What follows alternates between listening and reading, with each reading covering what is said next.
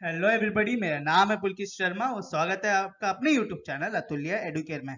मुझे पता है कि आप लोग के पास अभी बहुत ही कम टाइम बाकी है, इसलिए हम लोग डायरेक्ट वीडियो में आते हैं। ठीक है, आज का जो वीडियो होने वाला है वो बहुत ही एक इम्पोर्टेंट वीडियो होने वाला है आपके लिए।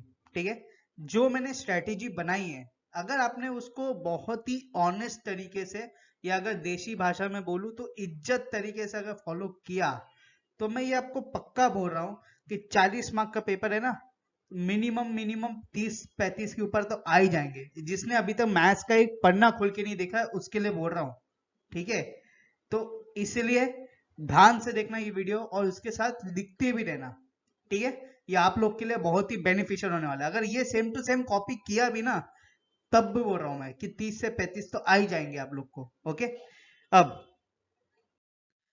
सिर्फ सबसे पहले हम लोग देखते हैं कि सिलेबस में क्या क्या आने वाला है। ठीक है, अब तक आप लोग को सिलेबस नहीं पता है तो एक बार मैं फिर से बता दे रहा हूँ। ओके, तो सबसे पहला है आपका एलजेब्रा। एलजेब्रा में आपको टोटल 10 मार्क के चैप्टर्स होंगे, जिसमें दो चैप्टर आ रहे हैं। सबसे पहला है आपका क्वाड्रेटिक इक्वेशन, दूसरा है आपका अरिथमेटिक प्रोग्रेशन। फिर उसके बाद आता है आपका ज्योमेट्री। ज्योमेट्री में टोटल दो चैप्टर आने वाले हैं, 9 मार्क के कंबाइंड। सबसे पहला है आपका सर्कल्स, दूसरा है आपका कंस्ट्रक्शन। ठीक है, फिर उसके बाद आपका तीसरा आता है ट्रिग्नोमेट्री, जिसमें एक ही चैप्टर आएगा जो 7 मार्क का होगा, that is some application of trigonometry. And the fourth one is mensuration, जो आपको 6 मार्क का आएगा। इसमें भी एक ही चैप्टर है जिसका नाम है सरफेस एरिया एंड वॉल्यूम। यहाँ पे मैंने लिख दिया गलती से सम एप्लीकेशन ऑफ ट्रिग्नोमेट्री, यहाँ पे आएगा सरफेस एरिया एंड वॉल्यूम। ठीक है, फिर उसके बाद आता है आपका लास्ट स्टेटिस्टिक्स एंड प्रोबेबिलिटी। इसमें से आपको स्टेटिस्टिक्स आने वाला है जो बेसिकली पूरा 8 मार्क का होगा। ओके, तो टोटल मिला के आपको 40 मार्क का पेपर होगा, जिसमें से मैं आपको फिर से बता दे रहा हूँ कि अगर जो मैं आपको आज बताऊंगा, अगर वो सेम टू सेम भी कॉपी कर लिया, मगर ऑनेस्ट तरीके से, अपने से ऑनेस्टी रखो। ठीक है, अगर सेम टू सेम भी कॉपी किया तो मैं आपको गारंटी दे रहा हूं कि आपका मिनिमम 30 के ऊपर तो आएगा ही आएगा। ठीक है, तो चलो देखते हैं मैंने क्या स्ट्रेटेजी बनाई है, आप उसको कैसे फॉलो कर सकते हो। ओके, सबसे पहले हमारा जो टाइम पीरियड है वो है 17 फेब से लेके 31 मार्च के बीच में। मतलब अगर आप एग्जैक्टली बोलोगे तो ये 40 दिन का एक स्ट्रेटेजी पीरियड है। ठीक है, अब सबसे पहले, अब टाइम आ गया है सीरियस होने का। ठीक है, लगभग 2 से ढाई महीने ही बचा है, 2-2.5 महीने से भी कम टाइम बचा है। ठीक है, तो इसलिए सबसे पहले जो भी वीडियो गेम्स खेलते हो या कुछ भी करते हो, ठीक है, माइनक्राफ्ट वाइनक्राफ्ट जो भी खेल रहे हो वो सब अभी बंद करो खेलना। ठीक है, अगर कम टाइम स्पेंड करो या तो बंद ही कर दो, मेरे हिसाब से तो अभी बंद ही कर दो। ठीक है, डिस्ट्रैक्ट हो ही मत उधर, क्योंकि जब खेलना शुरू करते हो तो टाइम पता नहीं चलता है। ओके, दूसरा चीज, शॉर्ट्स, यूट्यूब शॉर्ट, वो वाले शॉर्ट्स नहीं बोल रहा हूँ, यूट्यूब शॉर्ट्स बोल रहा हूँ। ठीक है, अभी तुम्हारी उम्र नहीं है वो, यूट्यूब शॉर्ट्स देखना बंद कर दो। ठीक है, क्योंकि ये एक एडिक्शन की तरह है, बहुत बेकार एडिक्शन है, ये सबको हो चुका है। ये मैं देख देख रहा हूँ, देखना शुरू करते 1-1 मिनट का शॉर्ट्स होता है, 2-3 घंटा ऐसे ही बीत जाता है, पता भी नहीं चलता है। ठीक है, फोन जब भी यूज करोगे हमेशा अपने पढ़ाई के मोटिव से ही यूज करना। सिर्फ 2.5-3 महीना बचा है, इज्जत से एकदम पढ़ लो। ओके, अभी तक पढ़ना नहीं शुरू किया है, पढ़ना शुरू कर दो अब। फिर उसके बाद तीसरा है सोशल मीडिया प्लेटफॉर्म्स, जितना कट आउट हो सकते हो सोशल मीडिया प्लेटफॉर्म से कट आउट हो जाओ। अभी कुछ नहीं रखा है सोशल मीडिया प्लेटफॉर्म में, सबसे पहले अपने पढ़ाई में ध्यान दो। अब टाइम आ चुका है इसलिए बोल रहा हूँ। ठीक है, अब क्या करना है, एक ही चीज करनी है अभी, अपने आप से ऑनेस्टी रखनी है और अपने काम से, मतलब अपनी पढ़ाई से ऑनेस्टी रखनी है, और कुछ नहीं करना है।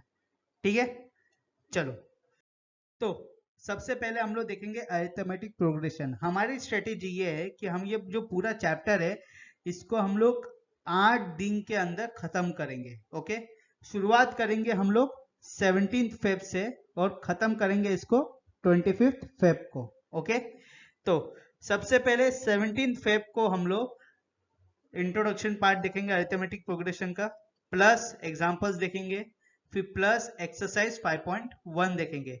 एक चीज मैं आपको पहले से बता दे रहा हूं कि जो डिलीटेड सिलेबस है वो आपको ध्यान में होना चाहिए कि क्या क्या डिलीट हो चुका है। ऐसा नहीं कि बैठे हो करना शुरू कर दिया, काफी सारी चीज डिलीट हुई हैं। ठीक है, तो इसलिए वो भी ध्यान में रखना, वो इंक्लूड करके आप इधर देखना। ओके, तो यहाँ पे सबसे पहले 17 फेब को मैं एक्सरसाइज 5.1 करूंगा, एग्जांपल्स करूंगा, इंट्रोडक्शन करूंगा। टाइम पीरियड मैक्सिमम 2 से 3 घंटे के अंदर मैं खत्म करूंगा, ठीक है। फिर उसके बाद 18 और 19 फेब को मैं एक्सरसाइज 5.2 विथ एग्जांपल्स पूरा खत्म कर दूंगा। 2 दिन के अंदर एक्सरसाइज 5.2 खत्म करूंगा, ठीक है। फिर उसके बाद 20, 21 एंड 22 फेब 3 दिन के अंदर मैं एक्सरसाइज 5.3 खत्म करूंगा। इस देख रहे हो ना मैं क्या बोल रहा हूँ, 3 दिन के अंदर एक्सरसाइज 5.3, मतलब मैं आपको बहुत ज्यादा टाइम दे रहा हूँ कि आराम आराम से करो, कंसंट्रेशन से करो, ठीक है।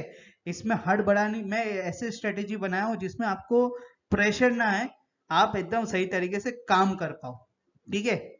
फिर उसके बाद आता है आपका 23rd एंड 24th, ठीक है। 23rd और 24th को हम लोग एमसीक्यू सॉल्व करेंगे, शॉर्ट आंसर करना है और लॉन्ग आंसर करना है।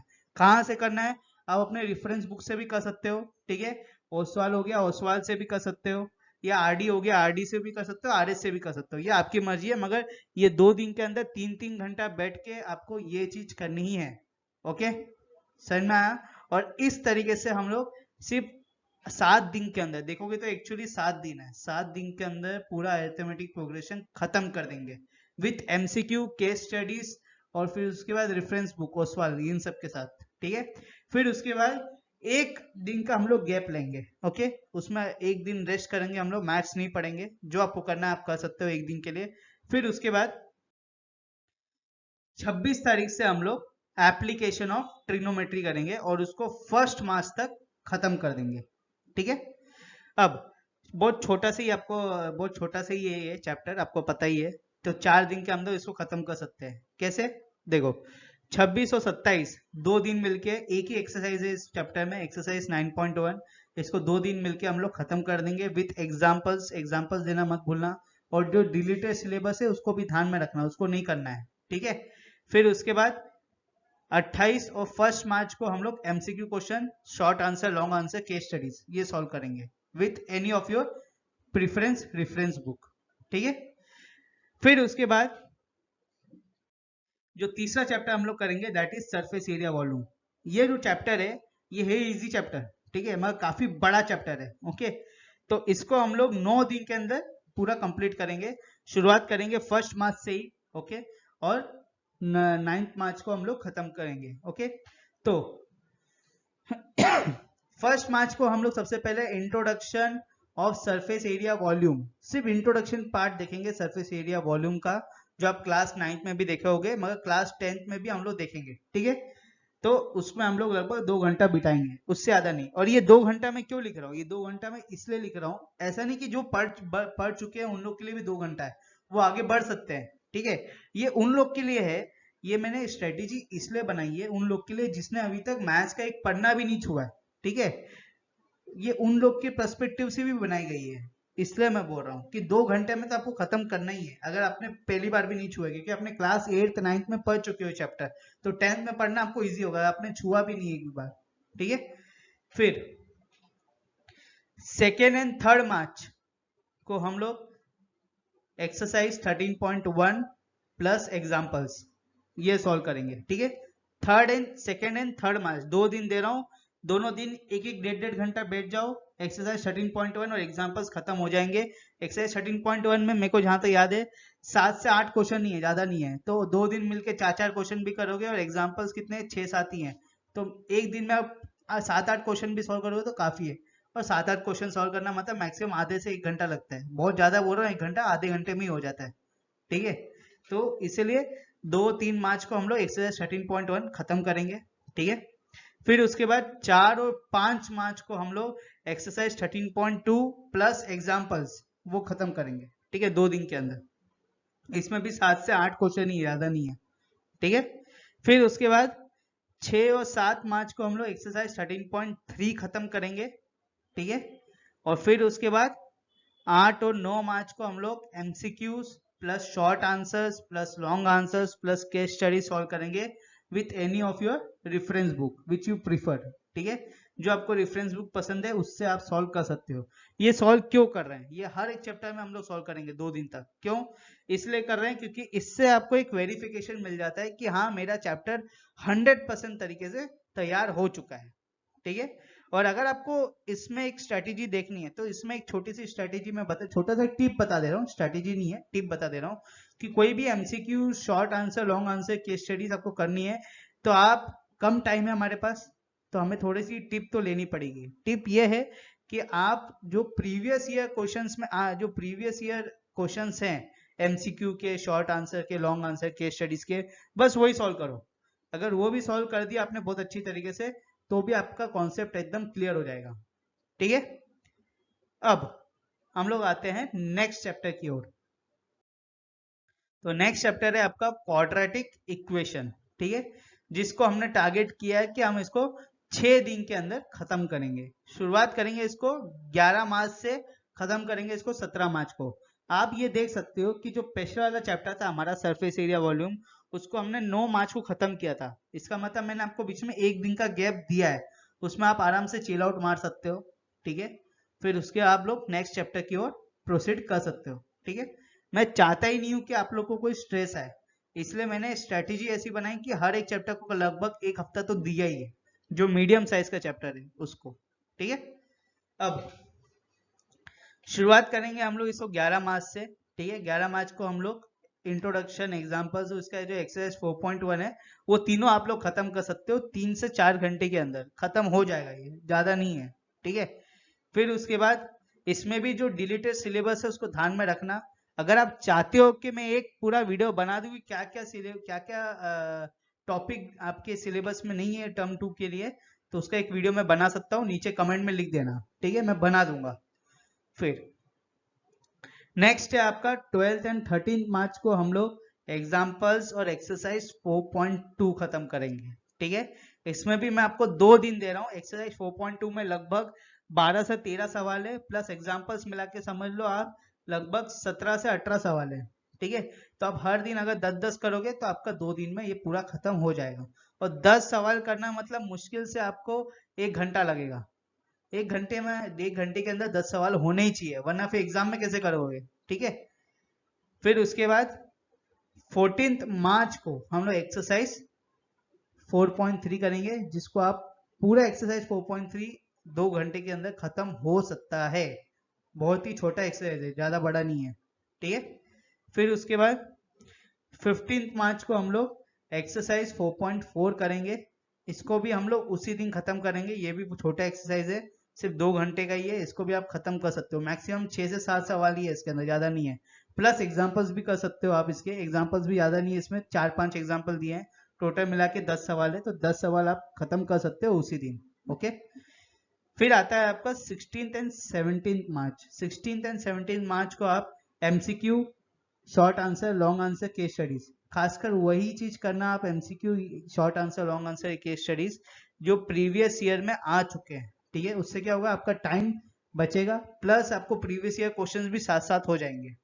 ठीक है, सब मत करने बजाय, सब करने का टाइम ही नहीं है अभी। ओके, स्ट्रैटेजी के साथ चलना है, और स्मार्ट वर्क, हार्ड वर्क तो कर ही रहे हैं, उसके बाद थोड़ा स्मार्ट वर्क भी करना है। ठीक है, चलो नेक्स्ट देखते हैं हम लोग। नेक्स्ट है आपका कंस्ट्रक्शन। ठीक है, कौन सा, ये चौथा या पांचवा, आई थिंक 5th चैप्टर अभी हम लोग देख रहे हैं। ठीक है, इसको सिर्फ हम लोग 2 दिन के अंदर खत्म करेंगे, क्योंकि ये बहुत ही छोटा चैप्टर है। ठीक है, इसमें हम लोग 18th मार्च को ही एक्सरसाइज 11.1 और 11.2 खत्म कर देंगे। इसमें भी जो डिलीटेड सिलेबस है वो ध्यान में रखना, वो चीज आपको नहीं करनी है। ठीक है, फिर उसके बाद 19 मार्च को हम लोग MCQ, short answer, long answer, case studies देखेंगे, और ये सब वही करना जो प्रीवियस ईयर क्वेश्चंस में आ चुके हैं, जिससे आपको कंफर्म हो जाएगा, आपको ये पता चल जाएगा कि कैसे टाइप के क्वेश्चन मैं कर पा रहा हूँ या नहीं कर पा रहा हूँ। ठीक है, फिर उसके बाद आता है आपका सर्कल्स। आप देख सकते हो कि 18 से 20 मार्च बोला था हमने, 18 और 19 मार्च में खत्म कर दिया था कंस्ट्रक्शन, और जो 20th मार्च है वो आप लोग के लिए रिलैक्स वाला दिन है, एक दिन मैं रिलैक्स दूंगा, टेंशन मत लो। ठीक है, अब आते हैं 6th चैप्टर की ओर, विच इज सर्कल्स। सर्कल्स हम लोग कंप्लीट करेंगे 4 दिन के अंदर। ठीक है, 21 मार्च से लेके 24 मार्च के बीच। ओके। 21 मार्च में हम लोग एक्सरसाइज 10.1 करेंगे, प्लस इंट्रोडक्शन है या एग्जाम्पल से वो करेंगे, ठीक है। बहुत ही छोटा सा एक्सरसाइज है, 30 मिनट भी मैंने बहुत ज्यादा दिया है, मैक्सिमम 15 मिनट में आपका ये पूरा एक्सरसाइज हो जाएगा, ठीक है। तो 21 मार्च भी आपका एक टाइप का रिलैक्स डे ही हो गया, ठीक है। फिर उसके बाद 22 और 23 मार्च को हम लोग एक्सरसाइज 10.2 करेंगे प्लस एग्जाम्पल्स के साथ। 2 दिन के अंदर एक एक्सरसाइज आप खत्म कर सकते हो एग्जाम्पल्स के साथ, ठीक है। It's not that hard, okay. फिर उसके बाद 24 मार्च को आप MCQ, short answer, long answer और केस स्टडीज सॉल्व करोगे, ठीक है। खासकर वही करना जो प्रीवियस ईयर क्वेश्चन में आ चुके हैं, क्योंकि अभी टाइम कम है और हमें तैयारी फटाफट करनी है और सही तरीके से करनी है, ठीक है। तो इसके साथ आपका सर्कल्स होता है खत्म, okay. Now moving on to the last, I think ये लास्ट चैप्टर है, इसके एक और चैप्टर है, हाँ, स्टैटिस्टिक्स है। 5 दिन के अंदर हम लोग पूरा स्टैटिस्टिक्स खत्म करेंगे, ठीक है। 26 मार्च को हम लोग शुरू करेंगे और 31 मार्च को खत्म करेंगे। यह आपका आखिरी चैप्टर है इस वीडियो में, ठीक है। अगर आप, चलो पहले देख लेते हैं, ठीक है। 26 और 27 मार्च को आप लोग एग्जाम्पल्स करोगे प्लस एक्सरसाइज 14.1, जो आपको 3 से 4 घंटे के अंदर खत्म हो जाएगा। हर दिन अगर करोगे, 2 दिन लगातार करोगे, 26 और 27 मार्च मतलब 2 दिन दिए मैंने, ठीक है।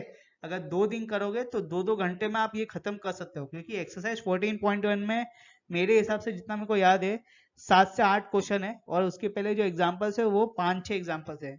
इसके क्वेश्चन थोड़े बड़े होते हैं इसलिए टाइम लेते हैं, ठीक है। इसलिए मैंने आपको 2 दिन दिया एक एक्सरसाइज के लिए, ओके।